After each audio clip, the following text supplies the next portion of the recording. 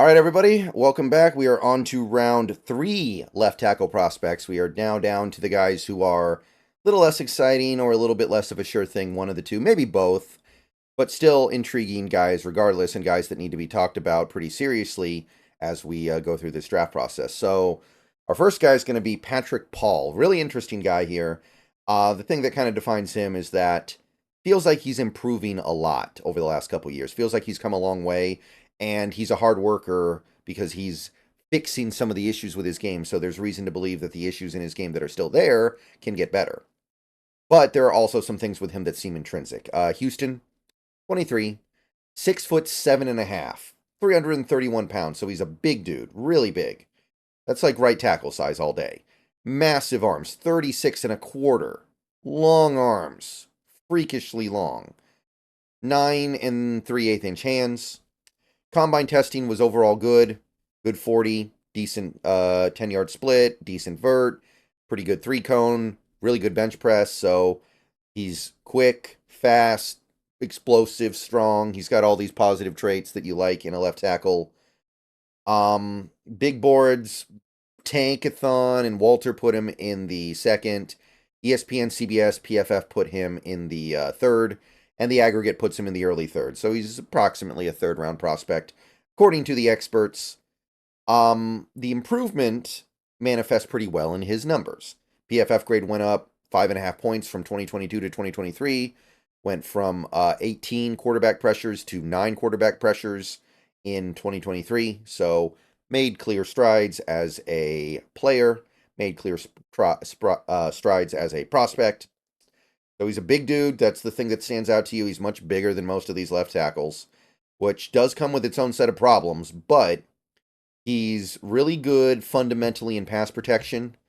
He's really good at mirroring. He's really good at recovering against inside moves. He's really good at recovering against counter moves. He offers a lot of things in that area that make him really, really hard to handle at the left tackle spot. Just really, really hard to get any kind of a pass rush going against him because he is fundamentally sound and he's big to back it up. His testing numbers are good for a man his size and does indicate some potential as an athlete, somebody who can maybe play in space, somebody who can play on the move. There is some reason to believe that maybe he'll be able to manifest that. He's good with his hands. He uses his hands well to win reps. Really good at understanding how to use those to slow momentum and take control of a rep.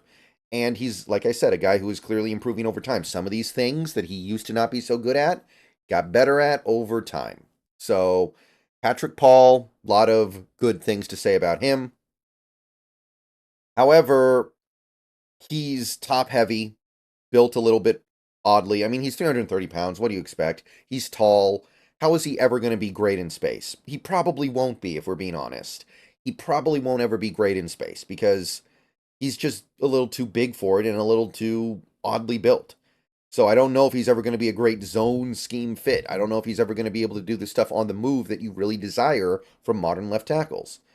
So there is a little bit of him depending on his size and his traits and his athleticism to win, as opposed to using technique. Like, you wonder if that's going to work that great in the NFL. Right now, he is a guy who's just like, well, I have 36 and a quarter long arms, and I weigh 331 pounds, and I'm 6'7.5".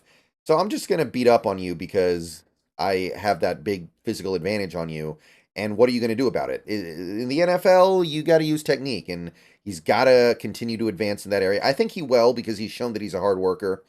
His footwork just makes his reps when he's on the move look awkward. And again, I just keep coming back to this.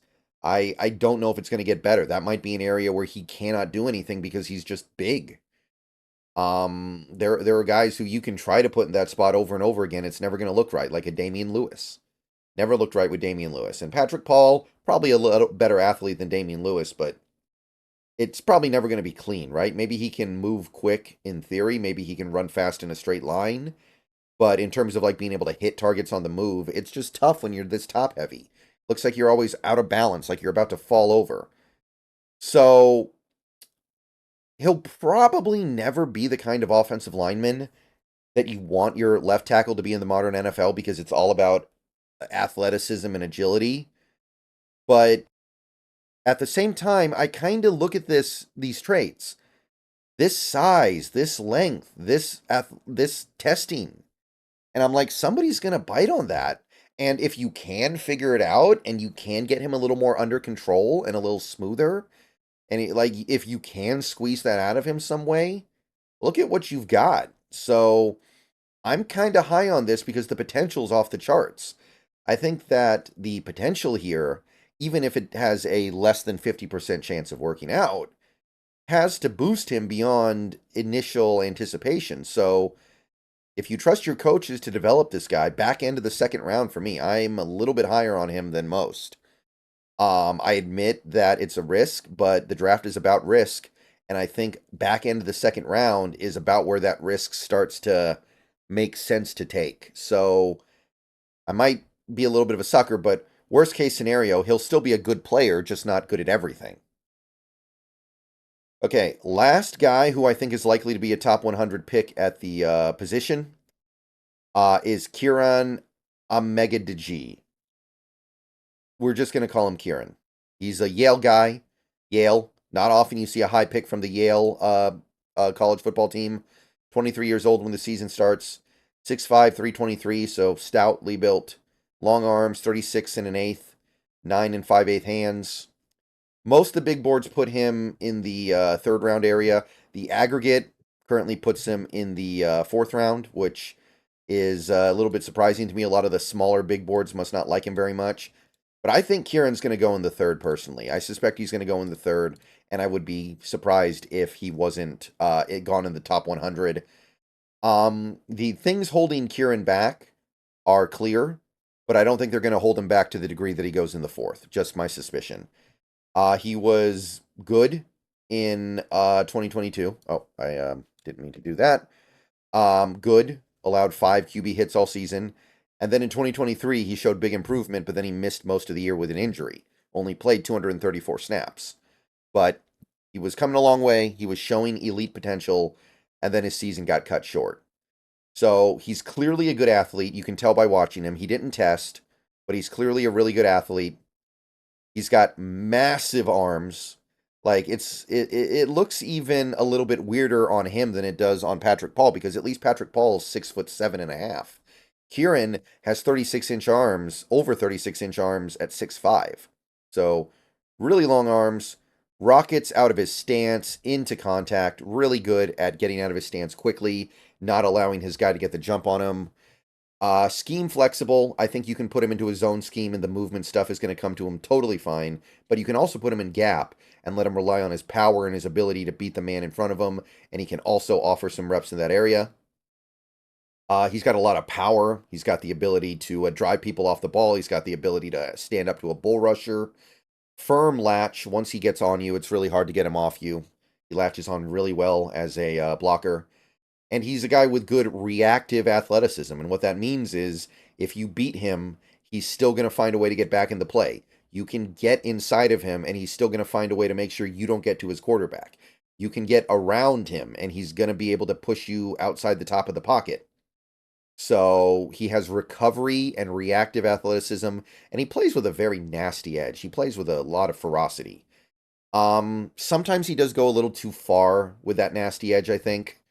Sometimes he pushes it a little too much. Sometimes it makes him overly aggressive. Sometimes it makes him do something stupid that he didn't need to do. You are going to have to maybe rein that in just a little bit, pull the monster back a bit. He did play at Yale, so we don't know what he's going to do against elite competition. We only have what he did at Yale, and what he did at Yale was good, but we don't know what he would have done if he played at Georgia. What would he have done if he played at LSU? What would he have done if he played even in the Pac-12? We just don't know. And for a guy you're going to have to spend a probably top 100 pick on, that is tough. I understand that. He's a good puncher. His punches are good, but there is some inconsistency. There are some punches that miss, some punches that are poorly placed.